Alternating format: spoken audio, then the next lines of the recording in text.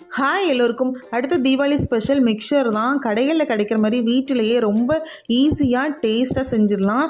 Even beginners கூட ரொம்ப சுலபமாக செய்ய முடியும். பயங்கர டேஸ்ட்டாகவும் கிறிஸ்பியாகவும் இருக்கும்.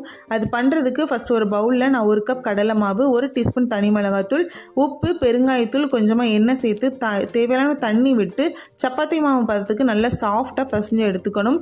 மாவு வந்து இந்த அளவுக்கு சாஃப்டாகவும் கொஞ்சம் லூஸாகவும் இருந்தால் தான் நம்ம மிக்சர் பிழியும் போது கரெக்டாக இருக்கும். அதை இடிப்பு வழக்கில் எண்ணெய் தடவி மாவு ஃபில் பண்ணி தனியாக எடுத்து வச்சுருங்க. அடுத்து பூந்தி பண்ணுறதுக்கு 1 கப் கடலை மாவு, 1 டீஸ்பூன் தனி மிளகாத்தூள், உப்பு, பெருங்காயத்தூள், நல்ல தேவையான தண்ணி விட்டு ஃப்ளோவிங் கன்சிஸ்டன்சியில் மாவு ரெடி பண்ணி தனியாக எடுத்து வச்சிடணும். ஃபஸ்ட்டு மிக்சர் நம்ம பிழிஞ்சு எடுத்துக்கலாம். நல்ல எண்ணெய் சூடு பண்ணிவிட்டு இடியப்ப வழக்கு இந்த மாதிரி கொஞ்சம் ஹைட்டு ஏற்றி நல்லா 2 நிமிஷம் திருப்பி போட்டு பொரித்து தனியாக எடுத்து வச்சுருங்க. பூந்தி பண்ணுறதுக்கு பூந்தி கரண்டி இல்லைனா இந்த மாதிரி கண்ணு கரண்டியில் 1 கரண்டி மாவை எடுத்து நல்லா இப்படி ஸ்ப்ரெட் பண்ணி விட்டிங்கன்னா நல்ல குட்டி குட்டி பால்ஸாக வந்து விழும். இதையும் பொரித்து தனியாக எடுத்து வச்சுக்கலாம். அடுத்து ஒரு 1/4 கப் அளவு பொட்டுக்கடலை, அதையும் பொரித்து எடுத்துக்கணும்.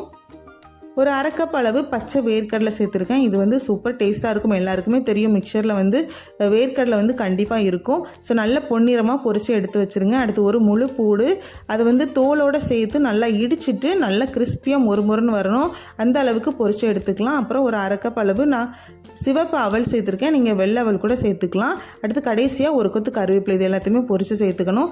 ஒரு பெரிய பாத்திரத்தில் நம்ம பொரித்து வச்ச எல்லா ஐட்டம்ஸையும் இந்த மாதிரி சேர்த்துட்டு 1 டீஸ்பூன் மிளகாத்தூள், கொஞ்சமாக உப்பு, பெருங்காயத்தூள் சேர்த்து நல்லா கையால் மிக்ஸ் பண்ணி விட்டுருங்க. செம்ம டேஸ்டான மிக்சர் வந்து ரெடி ஆயிடுச்சு. கண்டிப்பாக இந்த தீபாவளிக்கு ட்ரை பண்ணி பாருங்கள். குழந்தைங்கள்லாம் அவ்வளோ விரும்பி சாப்பிடுவாங்க. வீடியோ பிடிச்சிருந்தா லைக் பண்ணுங்கள், ஷேர் பண்ணுங்கள். தேங்க்யூ.